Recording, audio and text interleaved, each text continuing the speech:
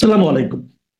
অন্য মঞ্চের আলাপচারিতায় আপনাদের সকলকে আমন্ত্রণ জানাচ্ছি। থাম্বনেল দেখে বুঝে গেছেন এতক্ষণে নিশ্চয়ই যে একটা খবর খুব রটনা শুরু হয়েছে। সেটা হলো ভারতের দখলে বাংলাদেশের 60 কিলোমিটার ভূখণ্ড। মানে এই অংশটা হচ্ছে চিকেন স্নেক অঞ্চলে, যেটা শিলিগুড়ি করিডর, অর্থাৎ রংপুরের কাছাকাছি, রংপুরের। তো এই খবরটি খুব নজরে এলো যে কলকাতার একটি দুটি বাংলা ইউটিউব চ্যানেল এই খবরটি করেছে, এবং খবরটি হলো ভারতীয় ফৌজ নাকি গোপন অভিযান চালিয়ে বাংলাদেশের প্রায় 60 কিলোমিটার জমি দখল করে নিয়েছে। এই জমি শিলিগুড়ি করিডোর বা চিকেন স্নেকের সংলগ্ন মানে এর একদিকে নেপাল আর একদিকে বাংলাদেশ। সুতরাং নেপালের দিকে নয়, নেপালের সাথে সমস্যা নেই। সুতরাং বাংলাদেশের দিকে 60 কিলোমিটার ঢুকে গেছে ভারতীয় ফৌজ, এইটা হচ্ছে কথা।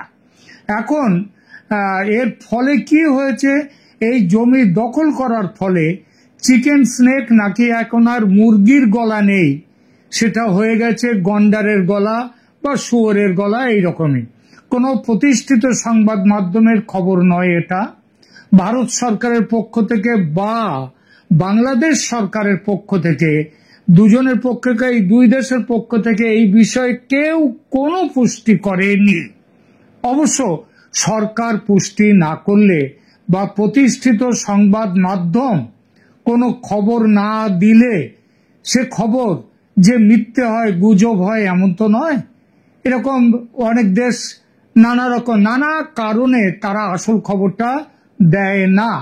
একটা উদাহরণ দিই আপনার, একটা রাহুল গান্ধী 2022 সালে দাবি করেছিলেন যে চীন ভারতের 2000 বর্গ কিলোমিটার জমি দখল করে নিয়েছে। এই নিয়ে সুপ্রিম কোর্টে মামলা হয় রাহুল গান্ধীর এই বক্তব্য তার জন্য।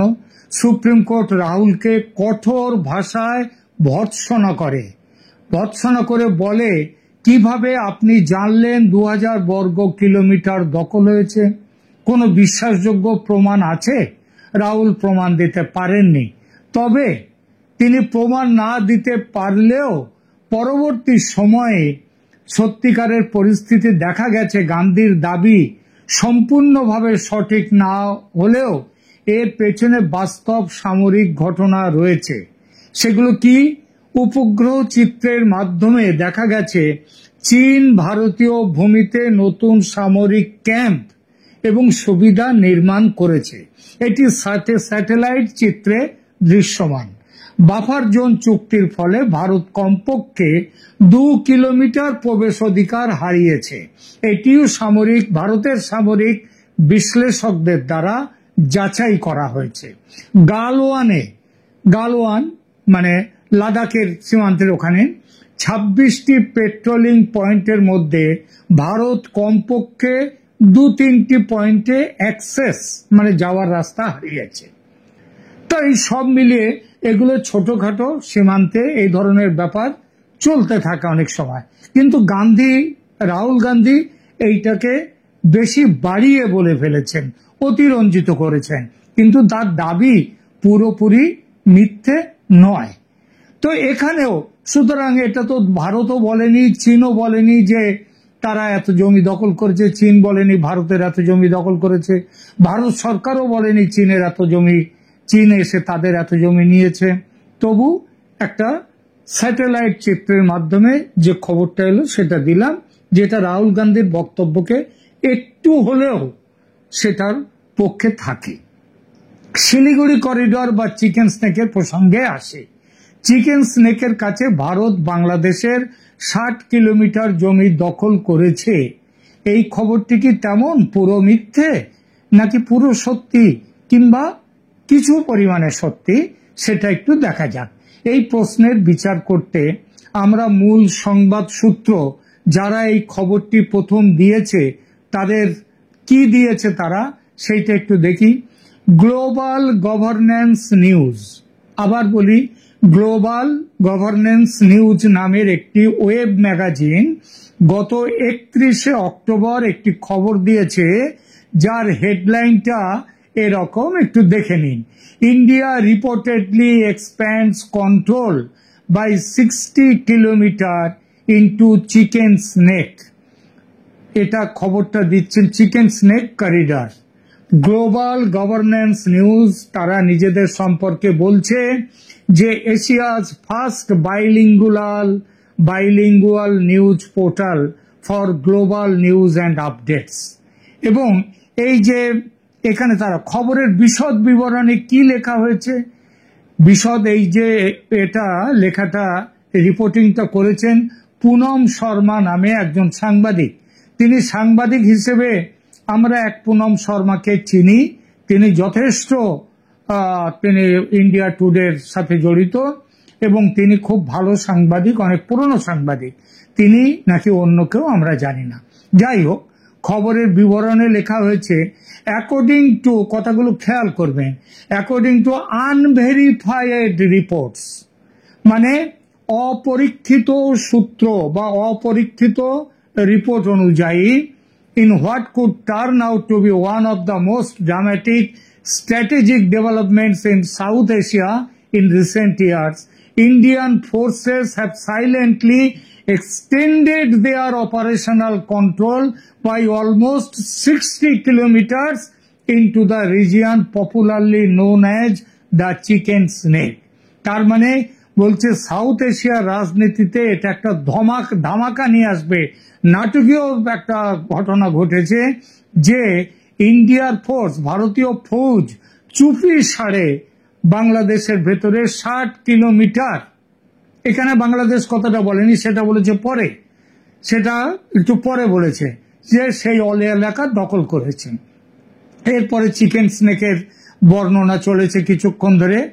আর পরে আবার এই খবরের প্রসঙ্গে আসি, সেখানে বলা হয়েছে according to preliminary sources the reported advancement involves the absorption of a significant land portion that previously lay within Bangladesh's frontier, মানে বাংলাদেশের সীমান্তে বেশ কিছু জায়গা ভারত দখল করে নিয়েছে, এইটাই এখানে বলছেন।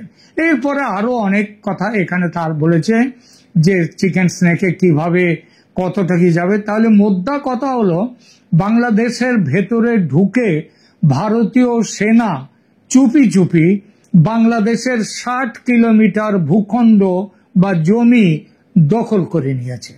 এই নিউজ পোর্টালের সাংবাদিক পুনম শর্মা খবরের সূত্র কিছু উল্লেখ করেননি, তিনি বলেছেন আনকনফার্মড আনভেরিফাইড নিউজ রিপোর্টস। তো শুধু তাই নয়, তিনি এমন ভাবে লিখেছেন এই সংবাদটি যাতে কিছুই স্পষ্ট হয় না। যেমন ধরুন হেডলাইনে তিনি লিখলেন রিপোর্টেডলি, কথাটা রিপোর্টেডলি মানে এটা কোনো কনফার্ম নিউজ নয়, নিশ্চিত খবর নয়।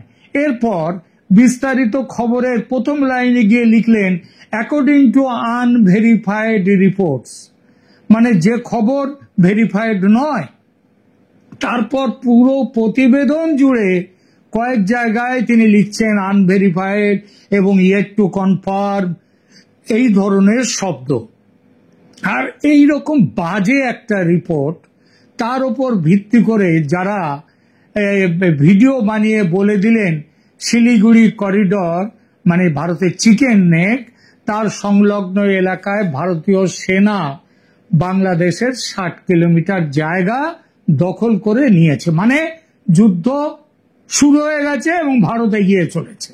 এইটা কাল রাতে বাংলাদেশ থেকে 3 জন আমাকে ফোন করেছেন, জানতে চেয়েছেন খবরটা কি দাদা সত্যি।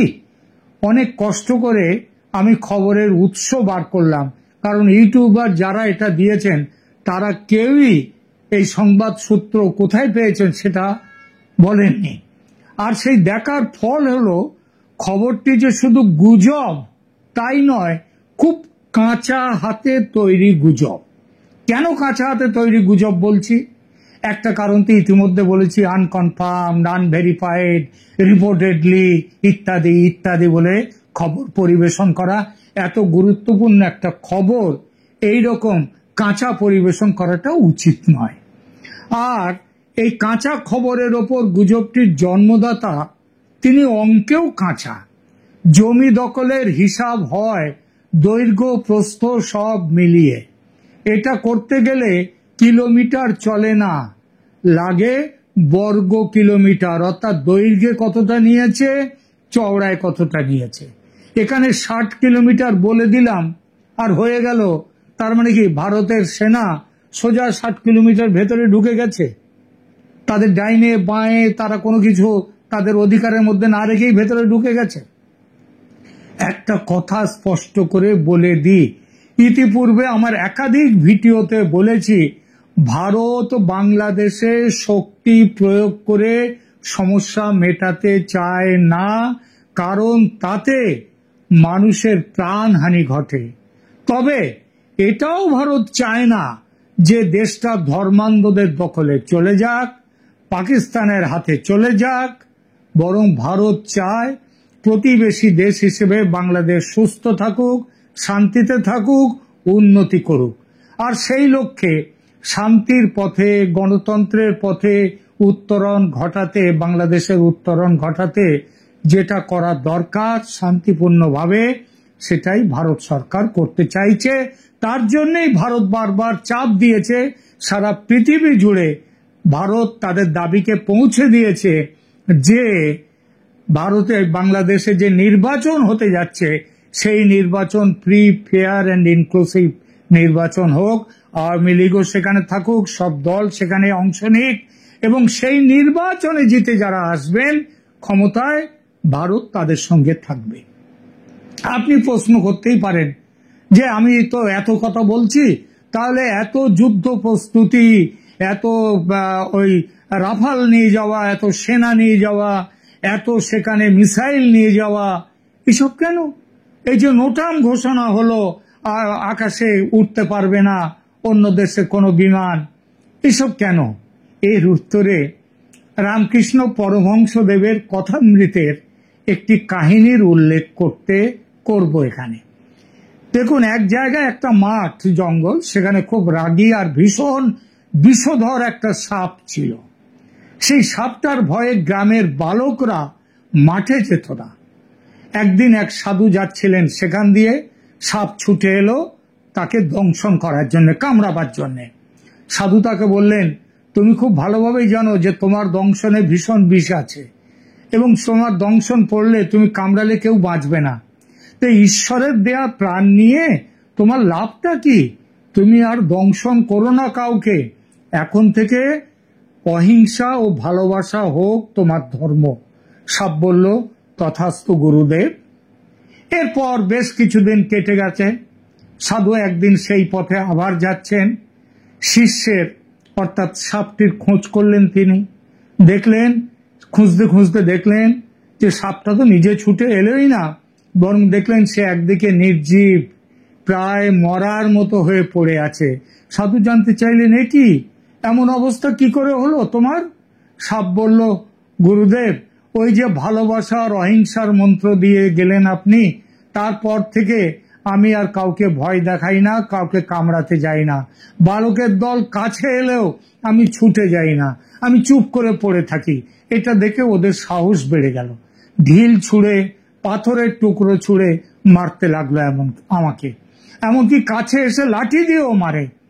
তাতেও আমি আজকে মরতে বসেছি গুরুদেব। সাধু তাকে বললেন যে, বাবা, আমি তোমাকে কামড়াতে বারণ করেছি, ফোঁস করতে তো বারণ করিনি, ফোঁসটা করবে। ভারতের সমরসজ্জা এই ফোঁস করা, কামড়ানো নয়। কিন্তু এখানে আর এক প্রশ্ন ওঠে, ইউনূসের বাংলাদেশ যদি জেনে যায় ভারত কামড়াবে না, কেবল ফোঁস করতে থাকবে, তাহলে তো তার শিক্ষা হবে না, তাহলে তার সাহস তো বেড়ে যাবে। তখন কি হবে? এর উত্তরে ওই একই কথা বলতে হয়, বাংলাদেশকে সুমতি দেওয়ার জন্য ভারতের ফোঁসটুকুই যথেষ্ট। আর তাতে কাজ না হলে বেয়াদব শিশুকে শিক্ষা দিতে যেমন বেতের ছড়ি সাপা সাপ কয়েক ঘা দরকার হয়, তেমন কয়েক ঘা পড়বে বাংলাদেশের উপরে। সেটা অবাধ্য শিশুকে, বাংলাদেশকে মেরে ফেলার জন্য নয়, তাকে শিক্ষা দিয়ে সঠিক পথে ফিরিয়ে আনার জন্য। আমি জানি মিয়া ইউনূস তিনি শিক্ষা পাওয়ার মানুষ নন, তিনি যে কোনো ভাবেই হোক তিনি ঢিল ছুড়বেন ভারতের দিকে, পাটকেল ছুড়বেন, তবে কিছু করতে পারবেন না।